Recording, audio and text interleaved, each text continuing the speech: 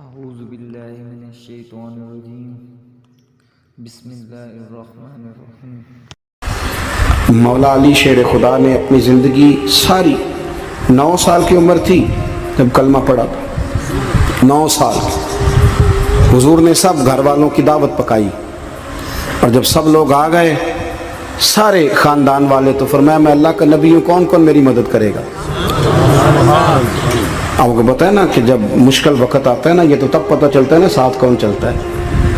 امیر آدمی ہو نا، جس کے پاس 10 کروڑ روپیہ ہو، اور وہ اپنے مکان کا تیسرا لینٹر ڈالنے لگے نا، تیسرا، تو سارے بڑے بڑے لوگ آ کے پوچھتے ہیں چودھری صاحب کوئی ضرورت ہوئی تو بتانا، پیسے پوچھے۔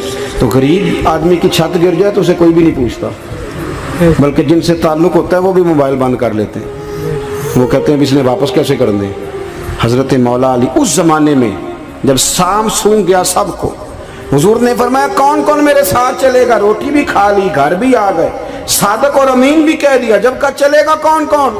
چپ کر گئے۔ تو حضرت علی کہتے ہیں جب میں نے حضور کے چہرے پر ذرا پریشانی دیکھی نا، یہ چلتے کیوں نہیں؟ تو آپ فرماتے ہیں کہ ابھی میں کھجور کھا رہا تھا، کرتا لمبا پہنا ہوا تھا، سب سے پیچھے بیٹھا تھا، اور حضرت علی کا قد بھی درمیانہ تھا۔ آپ فرماتے ہیں میں اٹھا اور کھجور ابھی میرے منہ میں تھی، جھٹپٹ میں نے اسی طرح نکال کر جیب میں ڈال، اور میں پنجوں کے بل کھڑا ہو گیا، دونوں بازو کھڑے کر کے کہا حضور یہ نہیں بولتے تو نہ بولیں، انا ناصرو کا یا رسول اللہ، انا حافظو کا یا رسول اللہ۔ حضور آپ جہاں جہاں کہیں گے علی آپ کا مددگار بنے گا، دین کی مدد کرے گا، اور اگر آپ تک کوئی آئے گا تو علی آپ کی حفاظت کرے گا۔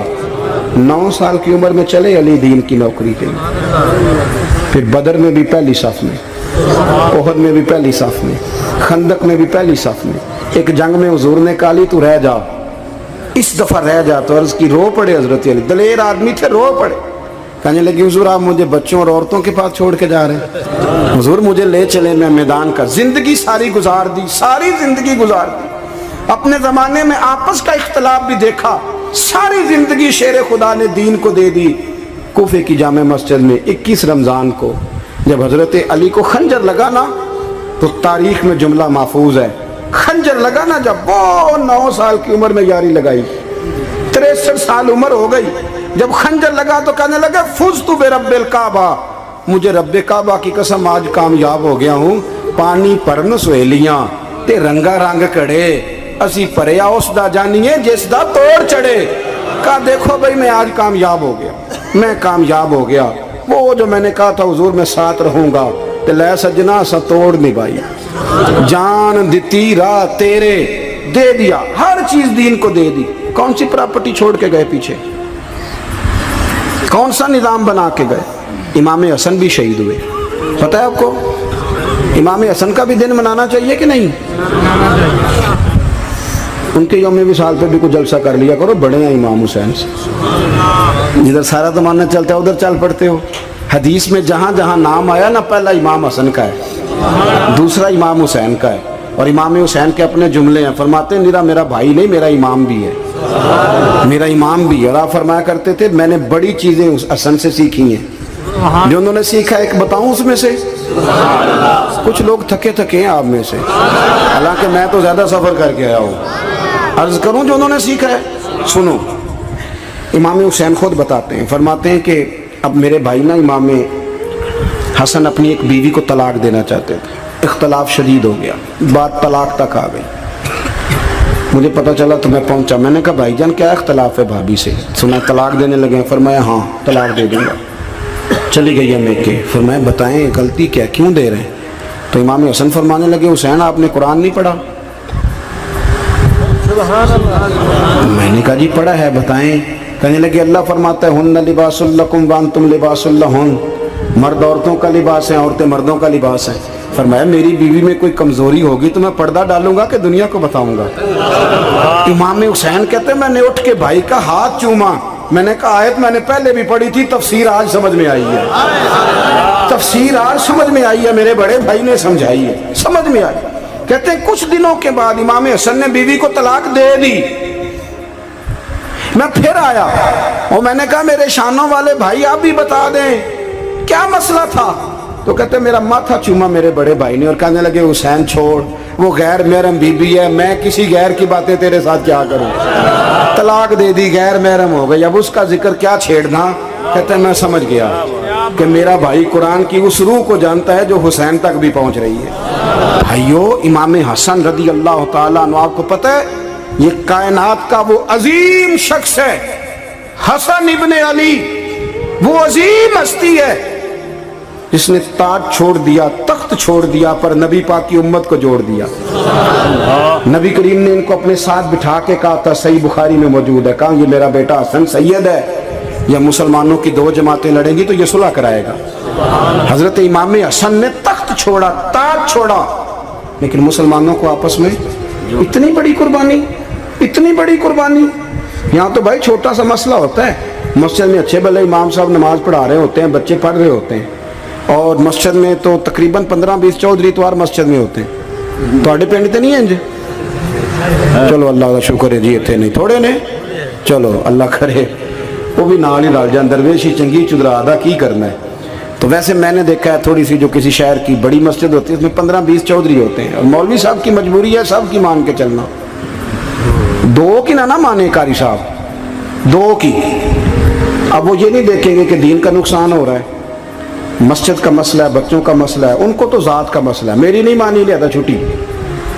वो खुदा के बंदो, हम 2 मिनट के लिए चुदराहट नहीं छोड़ते, दीन का नुकसान कर देते हैं। इमाम हसन ने पूरी हुकूमत छोड़ दी, पूरी हुकूमत। इतना बड़ा सखी कम आपको मिलेगा जो सखावत करे और नबी की उम्मत को बचाए सल्लल्लाहु। ये बात बयान नहीं होती, अक्सर नहीं होती, शायद पूरे करबला में आपने ना सुनी हो, इल्ला माशाल्लाह। इसको समझे इमाम हसन। और फिर मजे की बात, इमाम हसन भी शहीद हुए, उन्हें जहर दिया गया, और जब वो शदीद बीमार हो गए ना, जहर असर कर गया, तो इमाम हुसैन आए, बड़े परेशान हुए, रो पड़े, कहने लगे भाई मुझे बताओ किसने जहर दिया। तो इमाम हसन कहने लगे हुसैन मुझे शक है एक शख्स पर, लेकिन शक है भाई, अगर सिर्फ शक है तो मैं किसी बेगुनाह को बदनाम कैसे कर दूं, तुम्हें कैसे नाम बता दूं। ये नामालूम पर्चे कराते नहीं हम रोज ही नामालूम पर्चे, जिस पे दुश्मनी है उसका नाम लिखा दो, खत्म हो गई बात। इमाम हसन की तरबियत देखो, फरमाने लगे जिस पर मुझे शक है उसका नाम बता दूं, तो अगर वो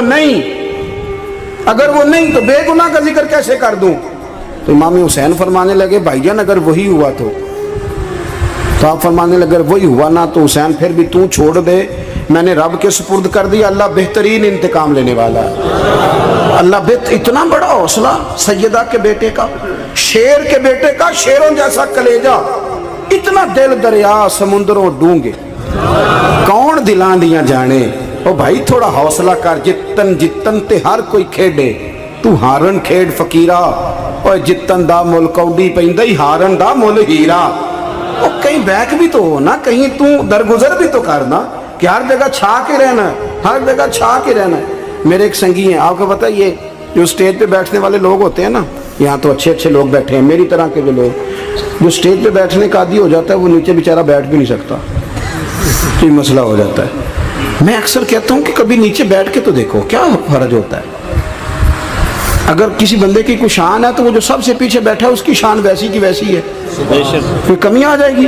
कुछ भी नहीं। मुझे जाती तौर पर दयानतदारी से कहता हूँ, मस्जिद में बैठा हूँ, जब मेरे आने पे लोग नारे लगाते हैं मुझे तकलीफ होती है। मैं कहता हूँ यार नबी पाक की नात चल रही थी, उसका अदब ज्यादा है या अजमल कादरी का अदब ज्यादा है? छोड़ें आप, जो आया है वो बैठ जाएगा, खत्म हो गई बात। और वैसे भी जो लोग जलसों के लिए मेहनत करते हैं ना, बेचारे इश्तिहार लगाते हैं, मस्जिद की सफाई करते हैं, जो लंगर पकाते हैं, वो तो स्टेज पे आते नहीं, हालांकि ज़्यादा सवाब तो उनको मिलता है, वो तो पीछे छुपे होते हैं।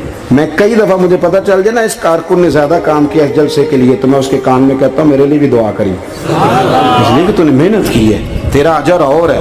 हम तो शान से आए बैठे और छुट्टी कर गए। भाई थोड़ा पीछे भी देखे, नबी करीम के पूरे ख़ानदान की कुर्बानियाँ, पूरे ख़ानदान। दोपहर को खाना ना पका हो तो हमारे बच्चे मोबाइल तोड़ देते हैं, और शाम को मर्जी का ना पका हो तो वॉक आउट कर जाते हैं, कहते हैं ले आओ पैसे फिर बर्गर ले आइए, मेरी मर्जी का नहीं पका। सैयदा फरमाती हैं मेरे घर में महीना महीना चूल्हा नहीं जला, महीना महीना चूल्हा 3 روزے رکھے سیدہ فاطمہ نے, مولا علی نے, امام حسن نے, امام حسین نے, اور تینوں دن افطار کے وقت فقیر مانگنے آ گیا تو کھانا وہاں دے دیا. آپ کا کیا خیال ہے جو بے صبر آدمی ہو وہ کربلا میں جا کے لڑے گا؟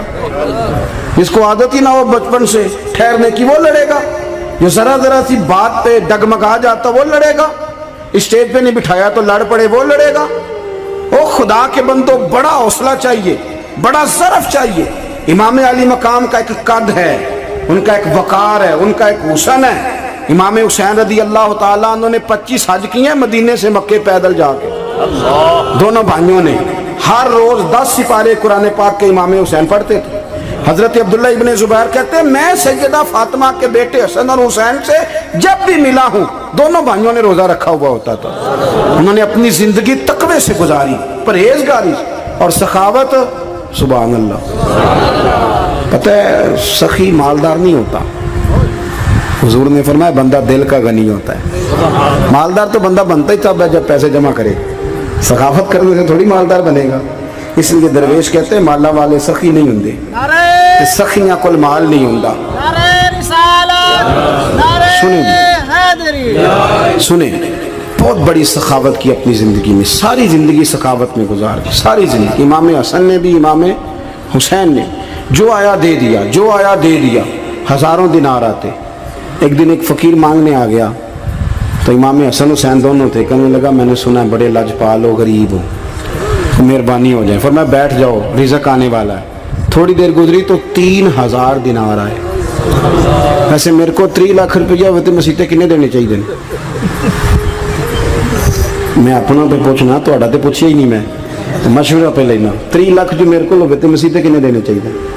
تسی ظاہر ہے ان کو دیانتداری والا مشورہ ہی دینا ہے نا, جن کرنا جو ہی دسنا جے نا. کتنا 1000 ہیں؟ میں کبھی کبھی پیار سے بات سناتا ہوں. ایک سنگی میرے پاس آیا, کہنے لگا سب دعا کرو اللہ میں پیسے دے میں وہ راہ دیاں گا. میں کہ یا اللہ 10 کروڑ دے, 9.5 کروڑ تیرے راہ دے چھڑے گا. وہ بھی ہسی آئی ہے جو میں تسی ہسے ہو نا. آمین نہیں زوا کی, یا چپ کر گیا یا کوڑن لگ گیا. اور میں کہ کرما لیا آمین تے آگ تینوں تے 50 لاکھ پھر بھی پیا بچدا سی. لیکن اسی دعاواں وچ بھی 9.5 کروڑ دین لئی تیار, ناراض نہ ہونا, دعاواں وچ بھی تیار نہیں, مزاج ہی نہیں, طبیعت ہی نہیں. سیدہ فاطمہ الزہرا کے پاس 40 اونٹ کھڑے تھے. ایک بی بی آئی, وہ کہنے لگی اماں جی یہ جو اونٹ کھڑے ہیں یہ میرے ہیں, اب بتائیں میں اللہ کے رستے میں دوں تو کتنے دوں؟ سیدہ فاطمہ کہنے لگی 1 بکری دے دے. وہ کہنے لگی حضور اگر آپ کے پاس 40 ہوتے تو آپ کتنے دیتی؟ سیدہ فرمانے لگی میں سارے کے سارے دے دیتی. تیرے لیے مسئلہ اور ہے, میرے لیے فتویٰ اور ہے, سارے دے دے. 3000 دینار آئے. امام حسن اور حسین کے پاس فقیر بیٹھا ہے. فقیر کہتا ہے میرے دل میں خیال تھا کہ 5-10 دے دیں تو میری موت بن جائے گی, پر مجھے نہیں پتا تھا کہ اتنے سخی گھرانے کے پاس آیا ہوں. 5-10 دے دیں تو موت بن گئی. کہتے ہیں امام حسن نے 3000 دینار میری ہتھیلی پہ رکھے اور میرا ماتھا چوم کے کہنے لگے یار میرا تو خیال تھا کہ تیرے انتظار پر تجھے کچھ ملے گا, پر یہ رکھ لے. مجھے پتا ہوتا کہ تجھے اتنا ملنا ہے تو میں تجھے انتظار نہ کراتا. جلدی دے, خود بھیک دے, خود ہی کہے منگتے کا بھلا ہو. اپنی زندگی نفاست سے گزاری اہل بیت, قربانی دے کے گزاری.